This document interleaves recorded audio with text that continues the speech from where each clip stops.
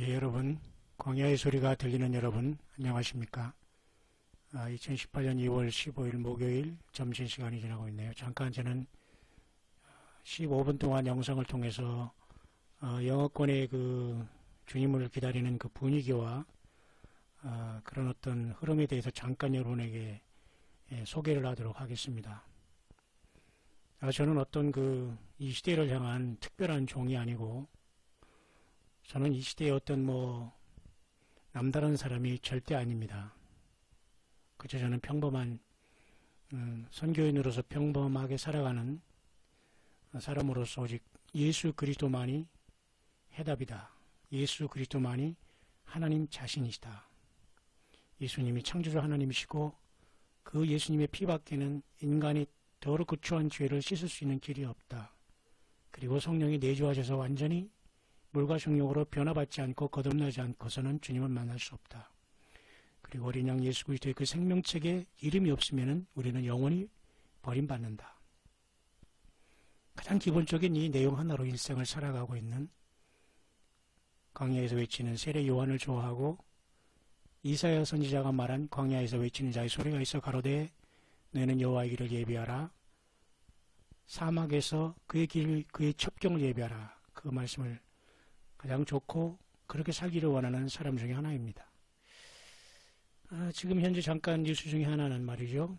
뉴스라기보다는 흐름의 하나는 이 프란시스 이 교황이라는 자가 2019년 전에는 어찌하든지 이 사람이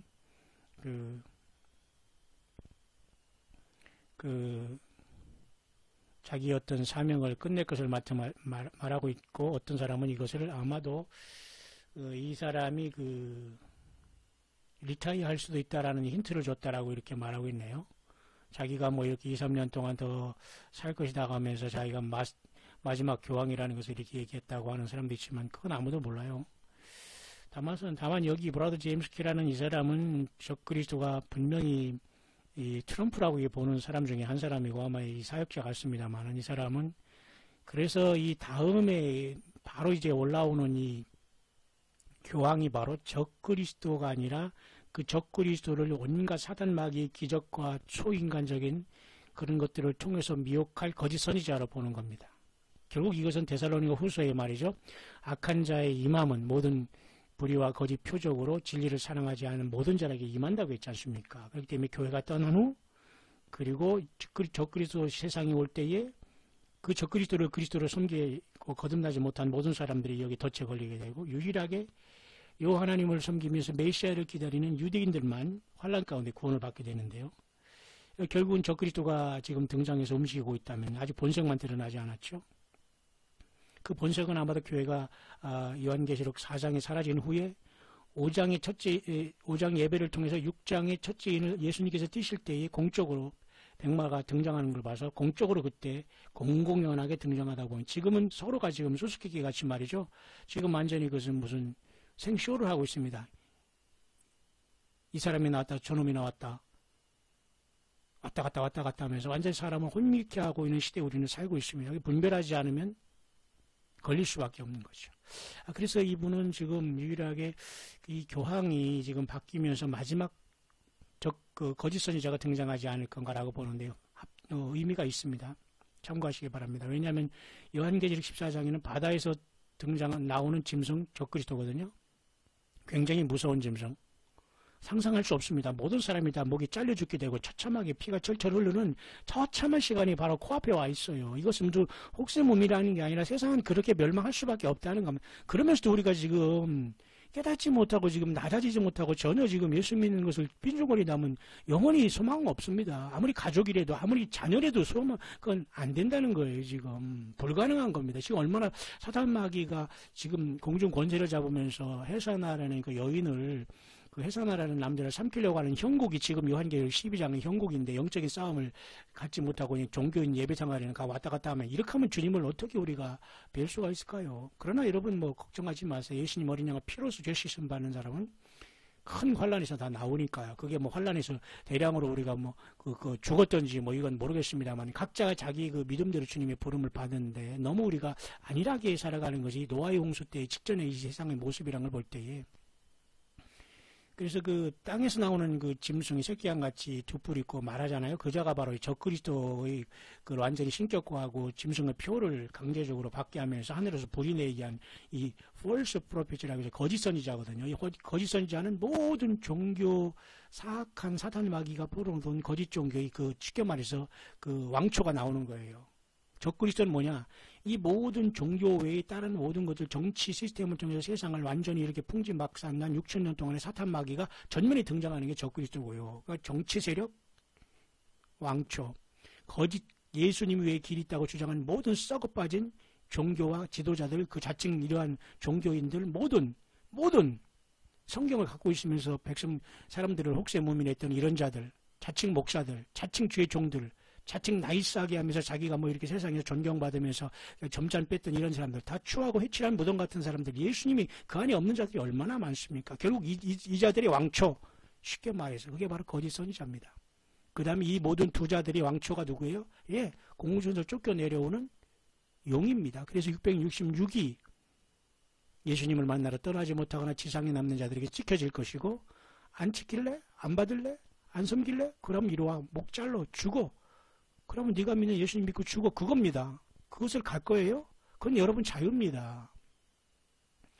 유대인들만 이스라엘 백성들은 하나님께서 봐주는 거예요. 요 하나님을 섬기기 때문에 그들이 결국은 예수님으로부터 수전절에 그 8개의 불이 켜지듯이 예수님이 저들이 심령에 켜질 때 이 세상은 끝나는 거예요. 끝나는 게 아니라 뭘까요? 예, 메시아의 천연왕국이 오는 거예요. 방금 전에 제가 에스겔서 40장, 48장까지 길게 여러분에게 묵상을 나눴지만 여러분 긴 거지만 여러분 좀 들어보시길 바랍니다. 아마 제일 길었던 것 같습니다. 왜냐하면 한꺼번에 에스겔 40장부터 48장까지 성전 전체를 설명해야 되기 때문에 여러분.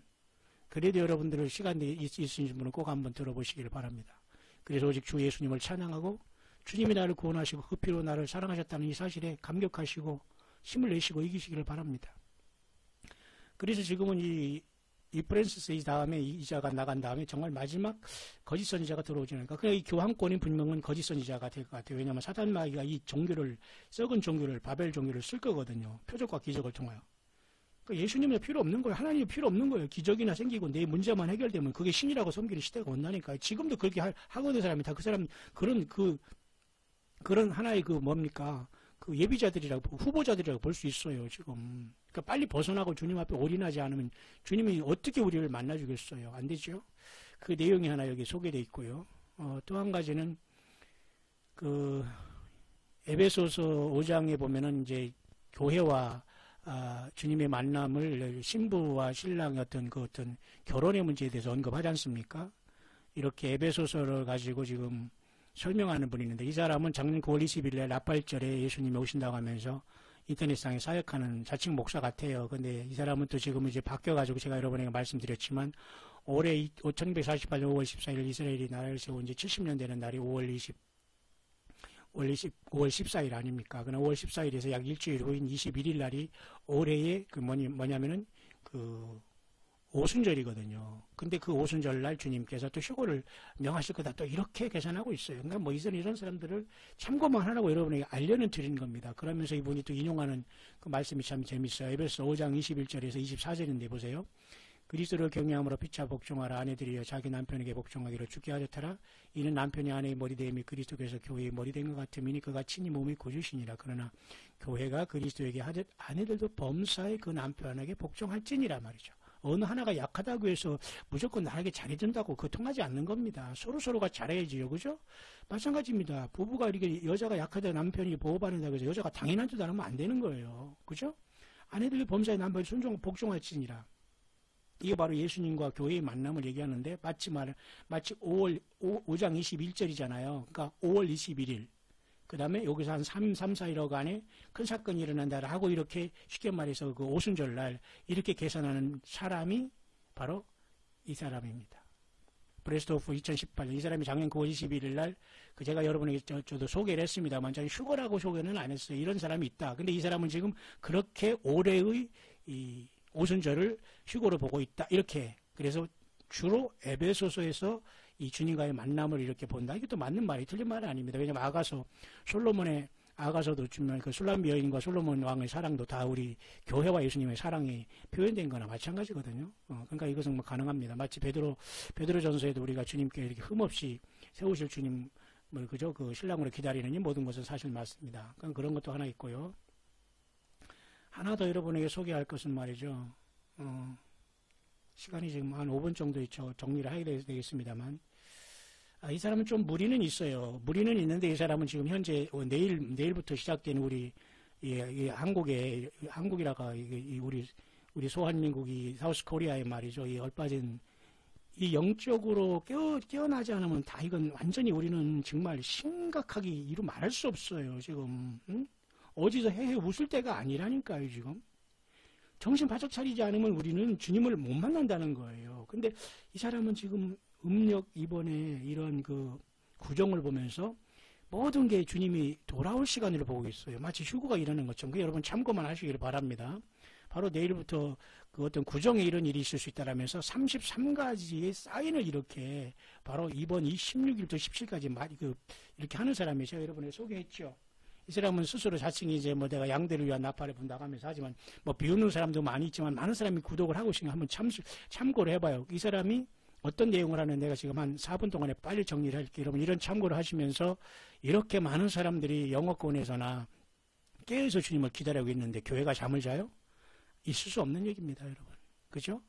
늘 예수 그리스도로 여러분 승리하셔야 돼요. 예수님을 믿으면 우리가 고난이 와고 뭐 이런 거 중요하지 않아요. 문제는 사람들이 예수님도 안 믿으면서 희죽거린다는 거예요. 무시한다는 거예요. 스스로 자기 자신의 그 영적인 이 레치탐, 비참한 것을 모른다는 겁니다. 그러면 남은 내비두지.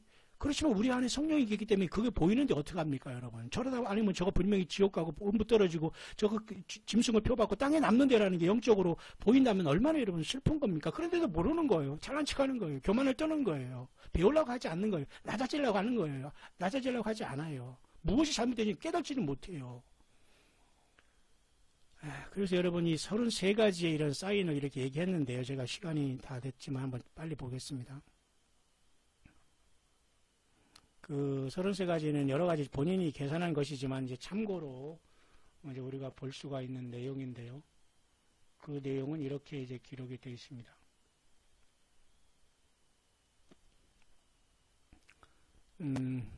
여기 다시 한번 이게 제가 해야 되겠네요. 지금 시간이 지금 없는데요. 15분짜리이기 때문에 제가 많이 소개는 되지 못합니다만은 지금 보세요.